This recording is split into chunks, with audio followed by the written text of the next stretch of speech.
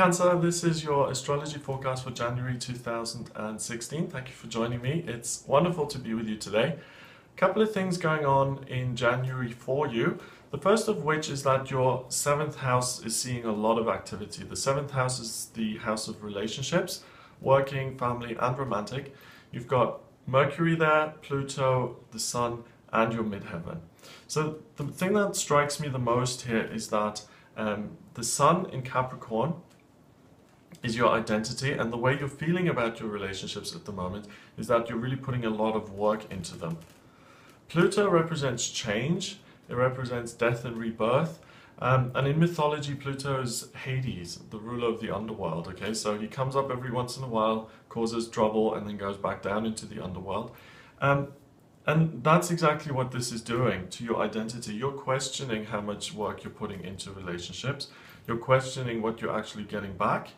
And your ears are really listening for what you're getting from the other person. So if you're texting someone 3 times a day, or every time you meet up with someone, you initiate it, then you may become a little bit more aware of what their behavior is. Do they ever contact you? Do they ever text you back?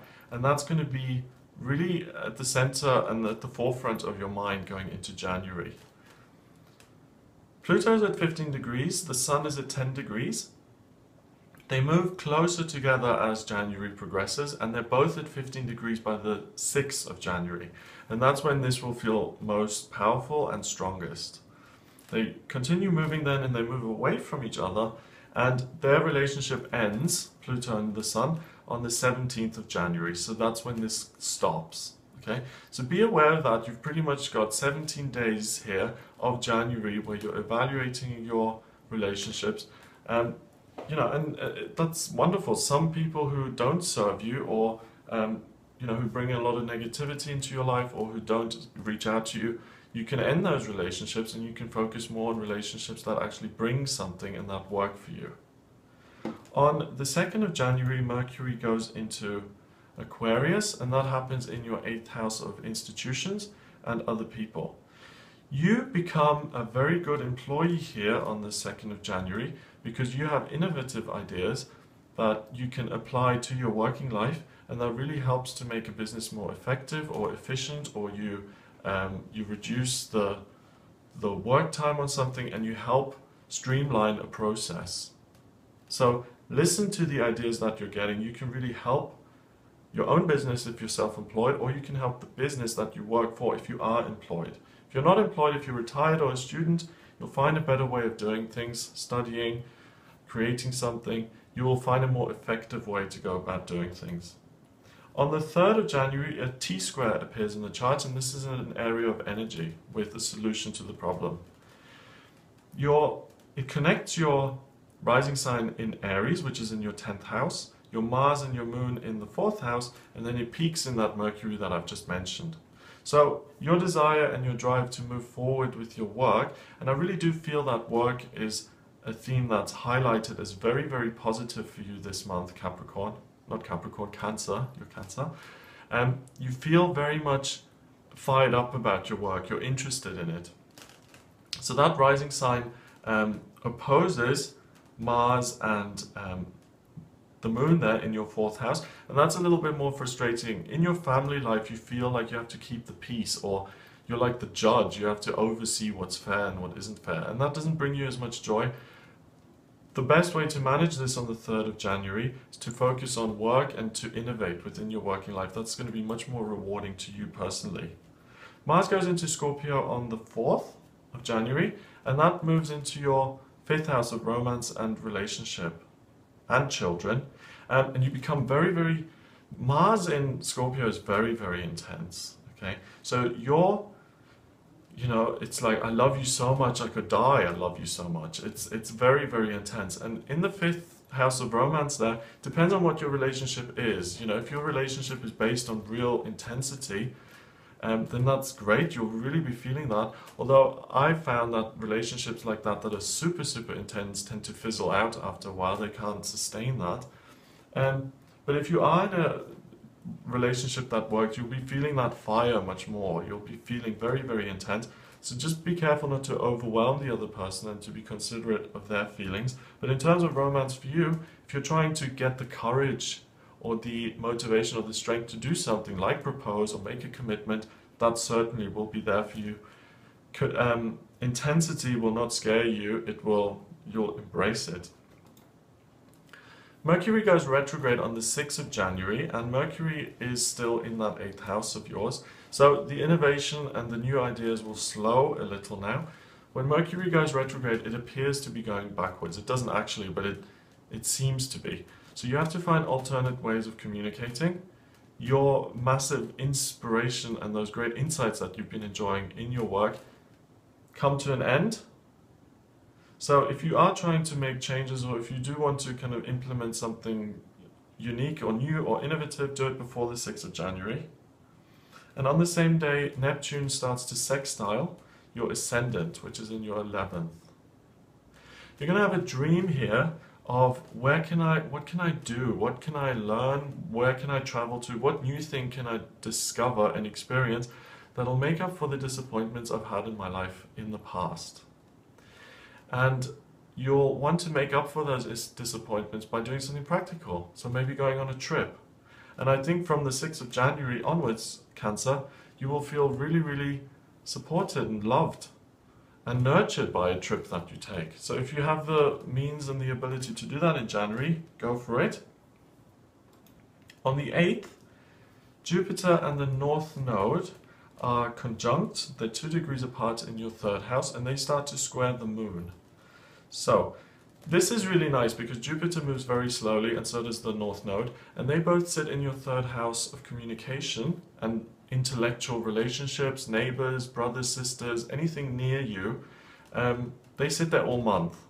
It's in Virgo, and it means that if you take practical action in any of these areas of your life, that you will have a positive outcome, that you'll have success.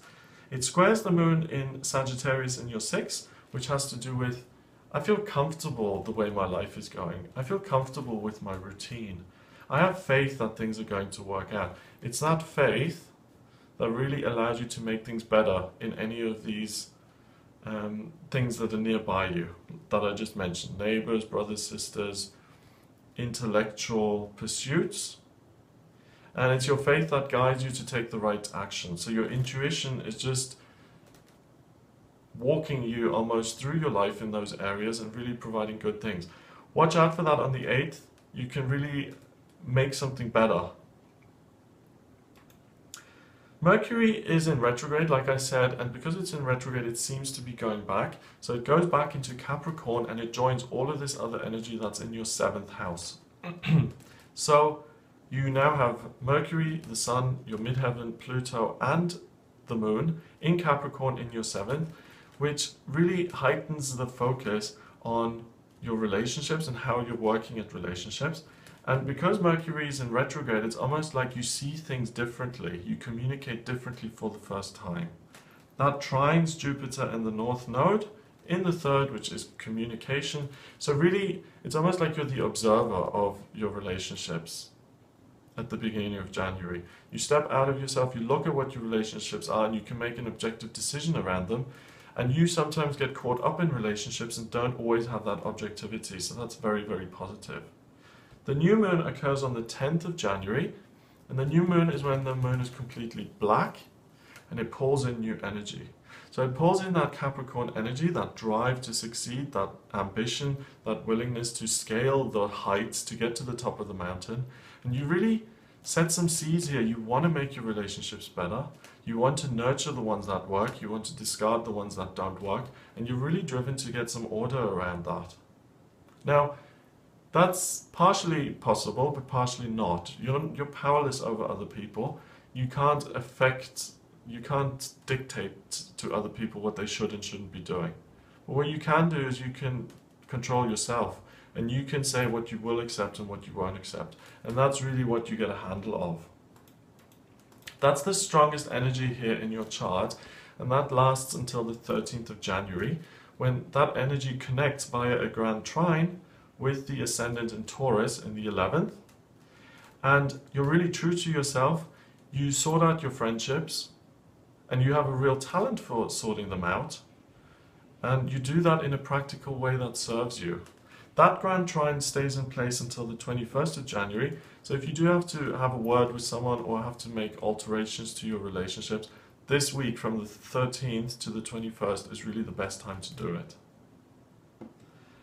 On the 15th, a T-square appears in the midst of all this other energy, and that connects your Jupiter and your Chiron, and it apexes via Venus and Saturn in your 6th house. So the opposition here at the moment is between the good practical actions that you're taking and a sense of what I haven't achieved and what I'm still trying to achieve and what my dreams are. The way to get to where you want to go is to think with love. What would love do? How would love proceed in this situation? And to continue moving forward and to have faith that you're going in the right direction. It's really simple. Sounds simple, it's not as simple. You know, if there's uncertainty in your life, should I just trust that things are working out? What if things go wrong? The answer here is to have faith and to trust, because things are moving forward well for you. On the 17th of January, Mars opposes the Moon, and Mars is in your 5th house of romance, which I mentioned earlier, that intensity, that drive for a romantic connection. It opposes the Moon here in Taurus, which is very practical, but it's also quite sensual. So you've got too much intense energy going on. I would suggest you let off some steam somehow by exercising, by getting in touch with your feelings and really getting clear on that. If you don't, I think you might even alter some of your friendships or change some of your friendships into a romantic relationship. And that's not because it's a true romantic connection, but it's because you've got excessive energy and this desire for romance that you will apply it to people who aren't even suitable partners. So be aware of that. Go to the gym, let off some steam, and get a handle on that. That's really powerfully in place for the next couple of days. And then on the 20th of January, another T-square appears in your chart. This time it connects your Moon and your Saturn, and it peaks with that Chiron in the 9th house. Now, at this time of the month, on the 20th, you feel very, very connected with spirit. You feel very connected with your higher self. And you also have faith that you're going about life the right way. But what really happens, doubt comes in and it says, you had faith before, and things didn't work out before. Things didn't go well. Are you really sure that things are going the right way? Should you really be continuing? The answer is yes. You are doing the right thing. That doubt comes in and tries to derail you. It's nothing that you need to pay attention to or listen to. The Sun goes into Aquarius on the 21st of January and it moves into your 8th house. Again, you feel very, very generous with your time and with your energy that you provide at your employment, at your work, or that you give to your work. You really feel that you can make a positive contribution, and you do make a positive contribution. A new grand trine appears on the 22nd, and it only sticks around for one day. And this is a grand trine in water, so again, an area of ease and talent. The Moon is now in your sign of Cancer. You feel very much like yourself. You feel very much at ease within yourself. Again, that massive, huge desire for romance is there, and it connects with your hopes and dreams, and also with your past disappointments. So this can be a very, very emotional day where you just experience a turmoil, a flood of emotions, elation or total despair. The way to move forward with this is to discover something new, to give yourself something to hope for, something to dream for. Take a day out. Take a risk with the romantic partner. Say, you know, this is how I feel, or really have faith and hope that things can turn out well, and give yourself hope. So do something that is really aligned with that sensibility. On the 24th, Venus goes into Capricorn and it sits right on top of your descendant in Capricorn in the 7th house. So Venus, the goddess of love, the planet of love, what you're working towards is finding true love and working on your relationships so that they become more loving. And the problem with this is that Venus is on your descendant, so it's almost like I'm looking for what is outside of myself. True love is already within you. It's something that you give to another person and that they mirror back to you. So don't think of you being this empty vessel that needs to be completed by someone who loves them. Recognize the love that you already have within yourself. Work towards expressing that in a helpful way with someone, and work at the relationship, which you've been doing anyway all month, and you'll do really well. The full moon also occurs on this day, on the 24th, and the full moon is in Leo in your second house. The full moon is when the Aquarius sun shines its light onto the surface of the moon and is positioned in such a way that its entire surface, the surface that faces planet Earth, is illuminated, and then it showers this Leo energy onto us here on planet Earth. Leo is warm, it's caring, it's passionate, it's confident, it's summery, it's strong, it's powerful, and it loves to have fun. That's in your second house. It illuminates your finances and your belongings. So this is the best day for you in terms of your money. Expect positive things in your finances during this new moon, full moon rather. It is very, very fiery, exciting. And this is the best day for your finances so far this month. On the 26th, there's a T-square that occurs between Neptune and the moon, which apexes, which peaks, whatever the phrase is, with your rising there in Gemini. Again, the root cause is your spiritual connection. It gives you hope to dream for the future, and it means it's another reaffirmation that you are taking the right practical action. So you're doing very well this month, and the stars are kind of reminding you of that. On the 27th, the moon conjuncts Jupiter and the North Node in that third house. This is the best day to do something practical with a message that comes from inside of you. So if you've been holding something in that you've wanted to talk to a family member about, do it. If you've wanted to start that book sometime in January, do it on the 27th. If you've wanted to discover something and then practically chronicle it, do it today. It's a real good time to put your feelings into some sort of tangible format. A grand trine on the 29th appears again. This one is in air. And this makes you feel very much at ease in a group of people, either a work group of people or a family unit. You feel very comfortable, and you feel very comfortable communicating in that group.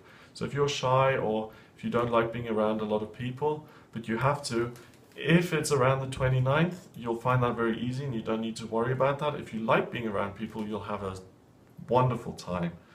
Finally, on the 31st of January here, the moon begins to conjunct Mars, and that desire for romance and that intense feeling has become so ingrained and is strengthened over the month so much that it almost feels natural, that you don't even remember what it's like not to feel great romance and desire. So throughout this month, it's important for you to find someone or something to connect with, whether you're in a relationship or not. Make sure that your feelings are received by another person and that you can connect with someone in an intimate, intense way. So those are the energies coming up for you in January.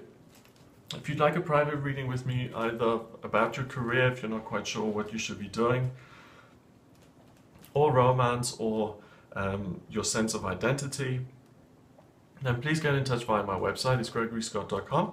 Click on the Readings tab and you'll see the types of readings that I offer: Astrology, Tarot, and Numerology.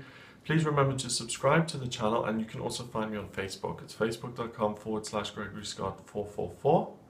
And I will be with you next month for the Cancer forecast for February.